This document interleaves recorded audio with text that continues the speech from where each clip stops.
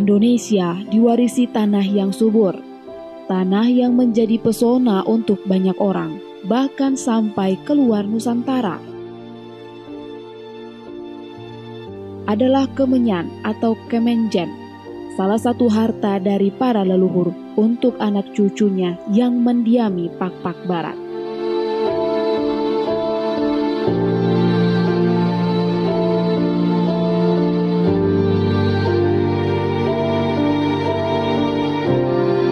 Ya, jadi kalau pohon kemenyan ini sebenarnya ataupun pohon kemenjen ini itu tidak bisa terlepas dari sejarah masyarakat Pak-Pak sendiri. Jauh dari cerita-cerita yang ada, kalau kita buka pun sejarah-sejarah bahwa pada zaman dahulu kala ketika orang-orang Timur Tengah telah mengadakan kontak hubungan ke Barus, Barus itu juga adalah daerah Pak-Pak sampai kemari, ini kemenjen sudah diperjualbelikan.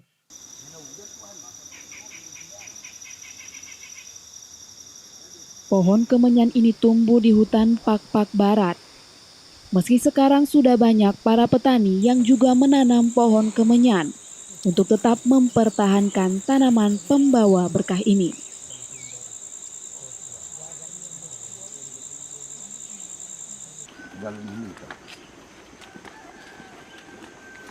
Jauh dari kediaman masyarakat Pak-Pak, setelah diadakan tradisi pemberangkatan, petani berjalan menuju hutan kemenyan. Meski jarak yang ditempuh cukup jauh, para petani dengan usia yang tak muda lagi ini tetap menaruh harapan pada semangat yang menjadi bekal utama.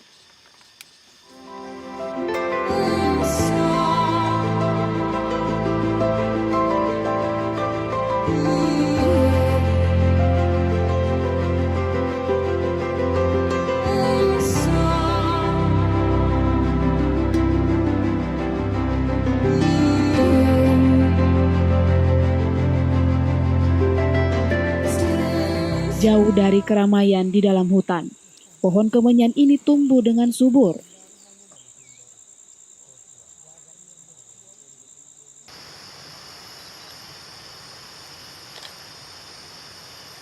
Sampailah di tempat mereka menjalankan tradisi selanjutnya.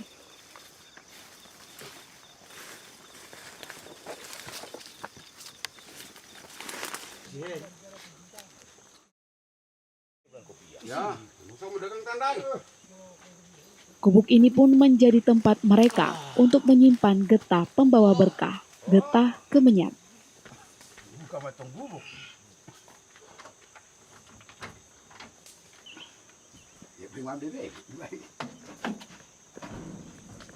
Tak hanya semangat, semua alat yang sudah dibawa ke hutan akan dipersiapkan sebelum mengambil getah kemenyan.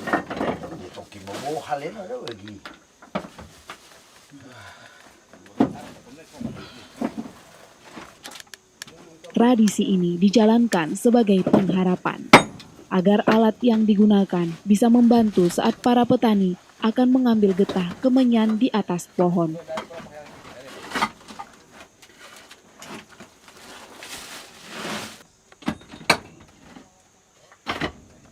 Masuk ke masjid bunda.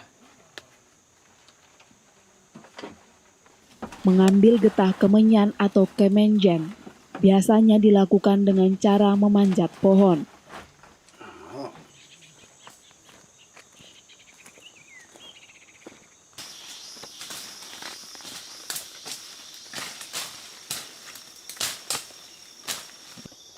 Alat yang digunakan pun sangat tradisional. Untuk keselamatan, para petani sudah pasti pasrah kepada Tuhan. Namun, rasa percaya pada leluhurlah yang telah menjalani tradisi ini sejak lama, menjadi pedoman yang tak tertulis.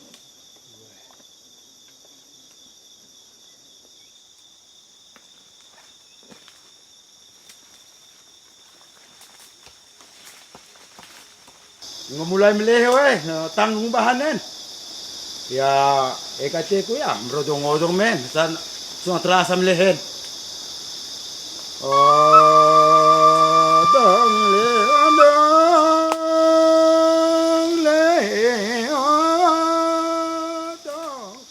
Panen getah kemenyan adalah tantangan bagi para petani, bukan hanya risiko keselamatan.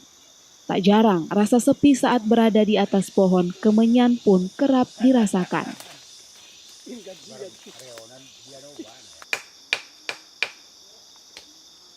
Seketika itu jugalah muncul nyanyian untuk menghibur diri sendiri.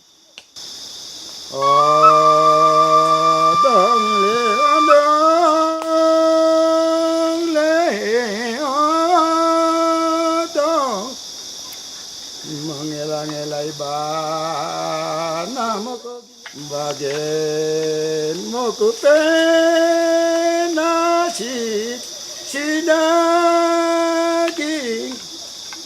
malia lira. Tradisi ini sudah ada sejak pohon kemenyan tumbuh di Pak-Pak Barat. Nyanyian ini menjadi budaya yang tak terpisahkan oleh masyarakat Pak-Pak.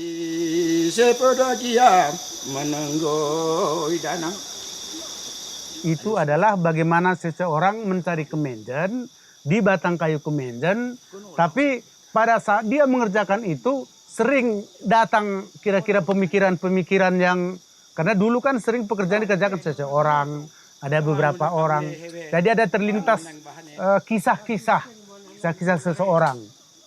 Apakah dia karena kerinduan, apakah karena penderitaan, itu semuanya terlampiaskan berkat lagu. Itulah yang disebut dengan odong-odong tadi. Otang merdu rumokogia.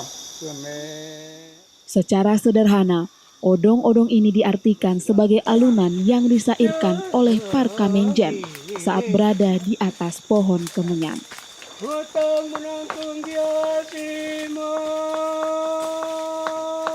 Tak ada syair atau lirik yang pasti dalam odong-odong ini.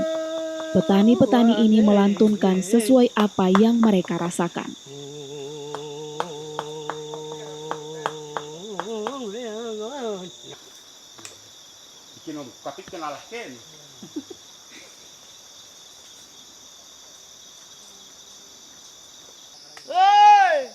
Kayak orang kita, mula kita.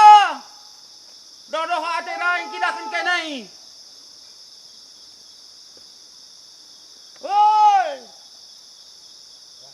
mula mau kita. Gua maca gerarien. Itulah yang disebut dengan odong-odong tadi. Jadi kita seorang perkemenjan sudah menyanyikan, melantunkan odong-odong. Itu rasanya semua hutang sudah terbayar. Semua rindu sudah terobati. Bahkan lapar pun sudah jadi kenyang. Nah, itu kira-kira. Ketika masyarakat ada Pak-Pak, odong-odong ini sudah ada. Karena lagu-lagu di daerah Pak-Pak ini nggak banyak. Untuk laki-laki itu biasanya odong-odong. Yang disenandungkan itu pun pada awalnya tidak bisa di tengah-tengah banyak orang, di halayak ramai. Itu harus di tempat sunyi, maka termasuk di tengah hutan.